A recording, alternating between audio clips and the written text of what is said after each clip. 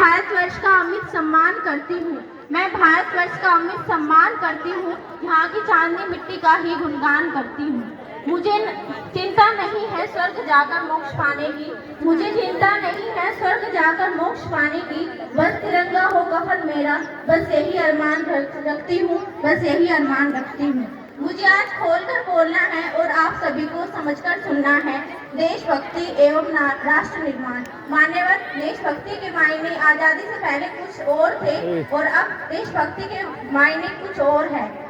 मैं नहीं मानती सिर्फ 52 सेकंड के राष्ट्रगान में खड़े होकर गाना, वंदे मातरम, भारत माता की जय के नारे लगाना, के जोरों शोरों से नारे लगाना, क्योंकि आज ये वो सदी है जहाँ श्वेत और स्वार्थ की भावना में हुए लोग मुझे नजर आते हैं।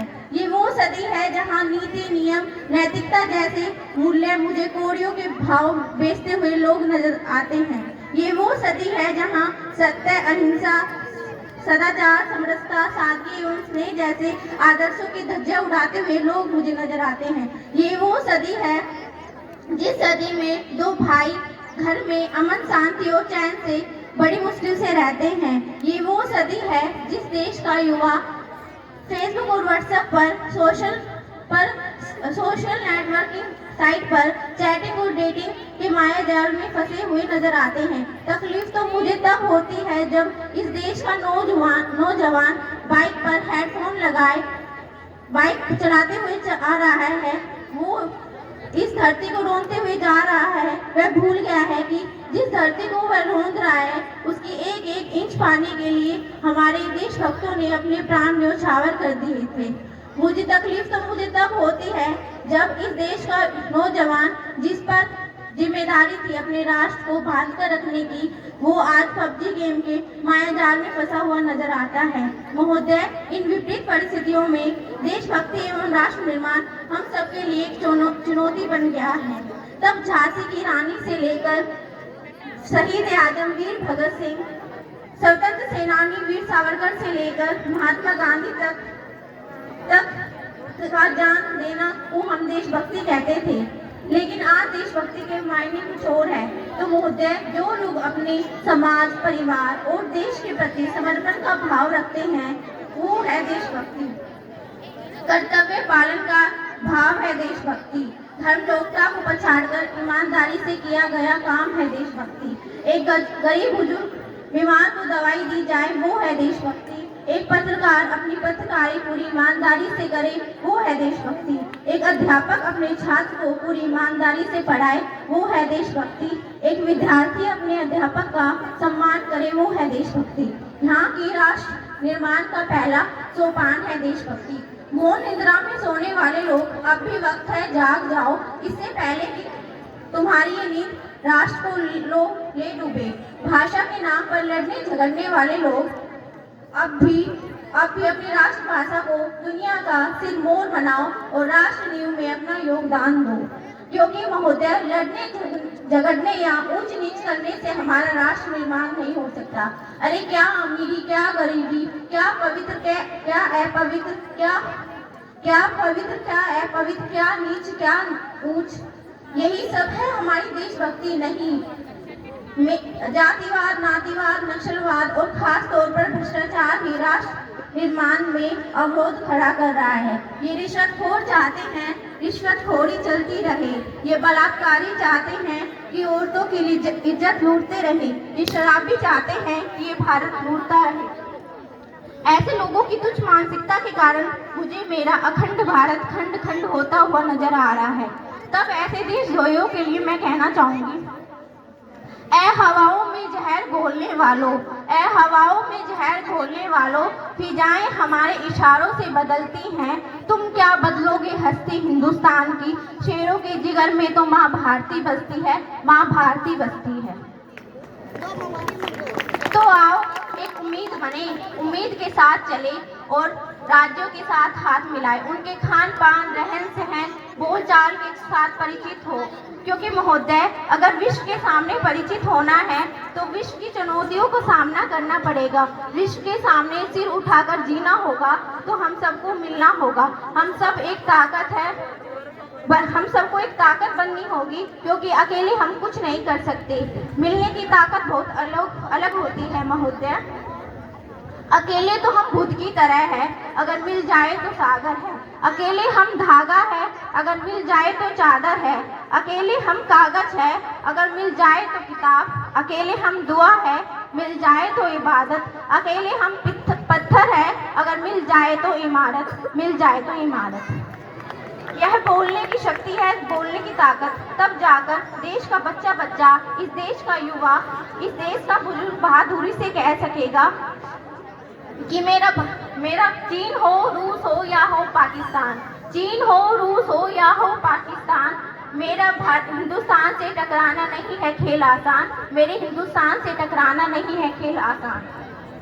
तब मेरा देश विश्व गुरु बन पाएगा। महोदय, जिन भक्तों ने हमें वतन के आबरू पर मरना सिखाया, जिन भक्तों ने हरिजनों की मसावत की बुनियाद में जीने का हक दिया, जिन भक्तों ने ऊंच नीच का खात्मा किया, जिन भक्तों ने जात पात के खिलाफ सबसे बड़ा नारा लगाया, जिन भक्तों ने जात पात पर बुनियाद नहीं बल्कि सच्चाई पर की बुनियाद पर बड़ा होता है, यह सिखाया। आज हम सबको इन बातों को अमल करने की जरूरत है। ऐ देशभक्तों, कागज की नाव को छोड़ दिया हमने, कागज की नाव को छोड़ दिया आपने, अब समंदर की बारी है। अब हमारे ऊपर अपने घर परिवार की नहीं बल्कि पूरे ही राष्ट्र की जिम्मेदारी है, पूरे ही राष्ट्र की जिम्मेदारी है।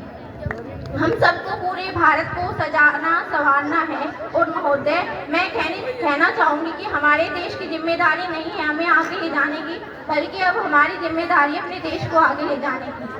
जब आज मैं अगर महिलाओं की बात करूँ तो महिलाओं को आरक्षित होने की जरूरत नहीं है, बल्कि संरक्षित होने की जरूरत है। आज यौन पीड़न, दहेज पीड़न, कन्या भ्रूण हत्या, बलात्कार जैसी बातें मुझे बढ़ती हुई नजर आ रही हैं। जब इस देश से ये सभी बातें मिटेंगी, हर नागरिक महिलाओं का सम्मान करेगा, मैं समझती हूँ राष्ट्र निर्माण की ओर हमारा बढ़ाया हुआ सकारात्मक कदम होगा। यह राजनीति की बात करूँ तो राजनीति से परहेज नहीं मुझे गणराज करने की रीति से परहेज है कि चुनाव हुआ उम्मीदवार जनता के लिए राजा नहीं बल्कि सेवक बनकर कार्य करे, जो जनता की समस्याओं का निदान करे। और हाँ, संसद में लड़ झगड़ कर नहीं बल्कि नीति आयोग का फैसला समझकर लिया जाए, तब हमारा राष्ट्र निर्माण संभव होगा। भ्रष्टाचार को इस देश से मिटाए, इससे पहले इसे मिटाना होगा।